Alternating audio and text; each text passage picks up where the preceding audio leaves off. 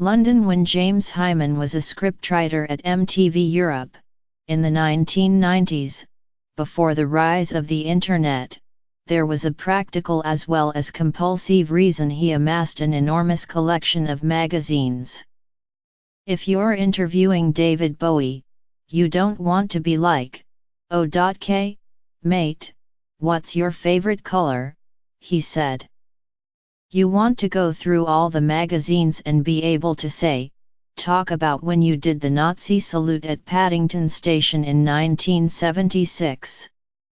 You want to be like a lawyer when he preps his case. Whenever possible, Mr. Hyman tried to keep 2 copies of each magazine he acquired. One pristine copy was for his nascent magazine collection and another was for general circulation among his colleagues, marked with his name to ensure it found its way back to him. The magazines he used to research features on musicians and bands formed the early core of what became the Hyman Archive, which now contains approximately 160,000 magazines, most of which are not digitally archived or anywhere on the Internet. It was frigid inside the archive during a recent visit, a good 10 degrees colder than the chilly air outside, and the staff were bundled up. Space heaters illuminated a nest that Tori Turk, the creative lead, Alexia Marmara, the editorial lead, and Mr. Hyman had made for themselves amid boxes of donations to the collection. It lines more than 3,000 feet of shelving in a former cannon foundry in the 18th century Royal Arsenal complex in Woolwich, a suburban neighbourhood abutting the Thames in southeast London. The Hyman Archive was confirmed as the largest collection of magazines in 2012 by Guinness World Records.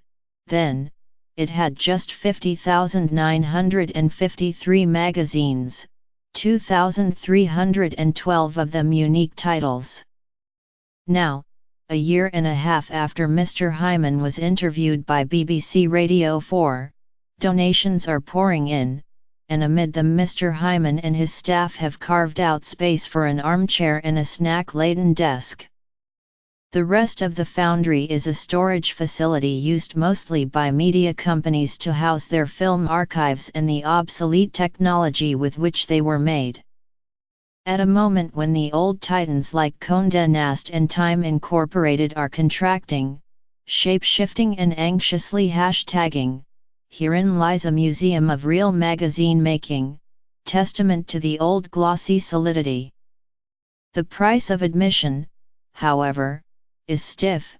Visitors can do research with a staffer's aid for £75 per hour, about $100, with negotiable day rates, and a student discount of 20%, or gingerly borrow a magazine for 3 working days for £50. I always knew it was a cultural resource and that there was value in it, Mr. Hyman said of the archive. But having the collection verified by Guinness was about validation, he said, because then people might take it more seriously than just thinking, "Some lunatic's got a warehouse full of magazines." Ms. Turk has a knack for repackaging Mr. Hyman's animated monologues into what in the trade are called sound bites. I maintain that James always had the foresight that this was going to be something else, more than just a sort of collector's dream, she said. The archive is all about preserving and documenting the history of print. Mr. Hyman has kept magazines in various storage spaces since the late 80s, and had many, many magazines at home, in his spare room. But in 2010 his wife was expecting a baby. "I wasn't given any ultimatums," he said, "but it was like, you're going to have to sort this out." At that time, Ms. Turk also helped Mr. Hyman pare down his collection of about 40,000 compact discs, like a scene out of the Nick Hornby novel High Fidelity. From 2012 the magazines sat nearly untouched in storage, including at an idle meat factory in Islington, during which time Mr. Hyman said he acquired another 30,000 to 40,000 magazines. Some 90,000 were shelved in alphabetical order at Cannon House in 2015, but the collection is too big to shift when, say, they get a set of 60 rare Playboys or a camper van full of issues of Athletics Weekly from the 1970s, as they recently did. Instead, another area of the archive is dedicated to magazines that have been acquired since the move. The archive is still peppered with periodicals from the MTV days, marked James. To illustrate the point, Mr. Hyman, 47, pulled from the shelves a 1995 issue of the defunct Fact Sheet 5, the definitive guide to the zine revolution, with his name scrawled on the cover in black marker. After all these years, Mr. Hyman is still intimately familiar with its contents. This is a phenomenal publication. It listed zines, just a quirky catalog that reviewed fringe zines. It was sick, he said, before seeking out and indicating a surprisingly positive review of a zine dedicated entirely to its founder's genitals. Each member of the team has a particular familiarity with the archive's contents and has an institutional knowledge of certain titles and their whereabouts. Mr. Hyman is great on music, with a particular fondness for New Musical Express. Ms. Turk is strong on fashion, and Ms. Marmara is especially good at unearthing what Mr. Hyman calls visual gold, weird or unsung design elements, photo shoots or ads. If we all died tomorrow, it would be over, Ms. Turk said. No donation is turned down, and Mr. Hyman described the archive as a final resting place for printed matter. We're heaven for magazines, he said. The archive, for example, recently accepted a loan of around 2,680 British, Italian, French, and American fashion magazines dating back to the 1930s from the British writer Colin McDowell, the author of 25 books on fashion. Mr. McDowell said his magazines were becoming unmanageable in my Soho pied-à-terre and overwhelming in my house in the country. Mr. McDowell said he saved the magazines because they are the quickest and most memorable source of information, and that he is more interested in how clothes are featured in magazines than in their catwalk life, as well as in fashion photography and illustration trends.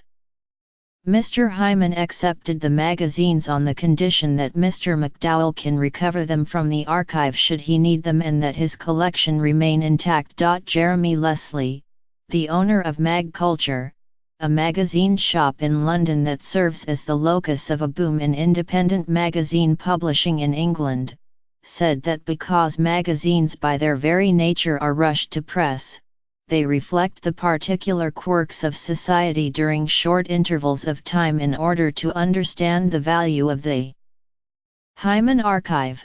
You have to understand the value of magazines above and beyond their contemporary purpose, he said.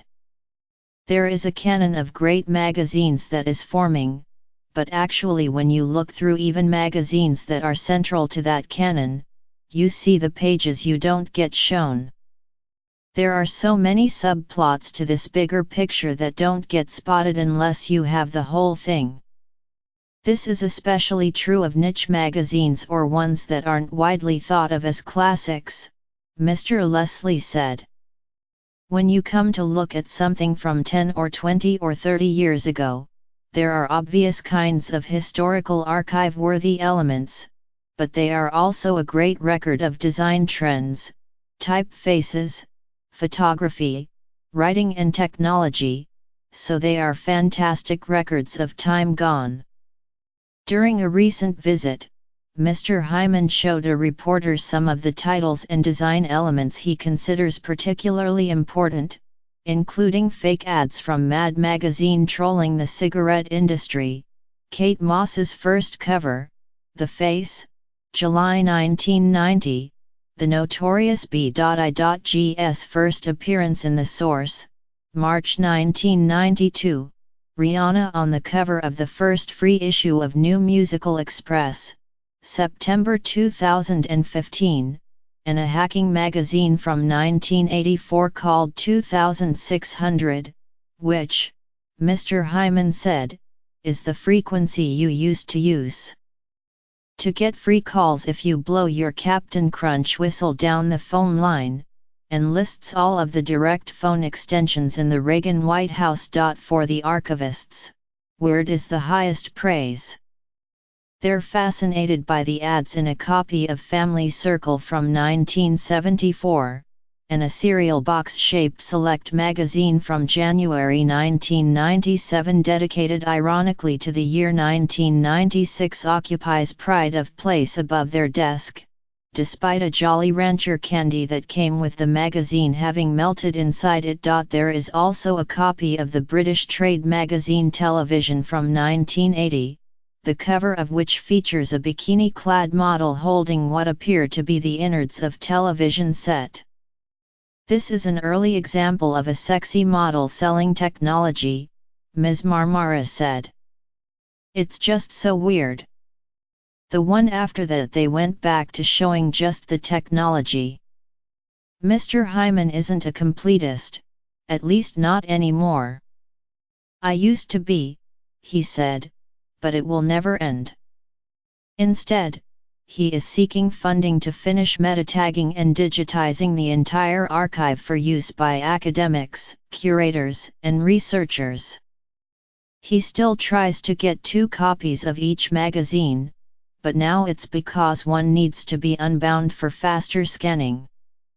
An archivist has examined the setup at Cannon House and determined it will be safe for another 5 years or so before needing to be housed properly, ideally as the permanent collection in a proper museum of magazines. The style of exhibition is changing, it's becoming more populist, more based around contemporary culture, so therefore magazines are becoming important objects, Ms. Turk said. They show the period, they're great objects. Still, there are titles Mr. Hyman covets. He recently attended a lecture on Japanese magazines, and his mind was somewhat blown by the Tokyo-based Popeye, the nearly unclassifiable magazine for city boys. My jaw just hit the ground. It was ridiculous. I was like, I can't wait for the crate to arrive with every issue of Popeye, he said. The speaker had another magazine that was just about businessmen who'd gotten too drunk and went to sleep in the middle of the night in weird places.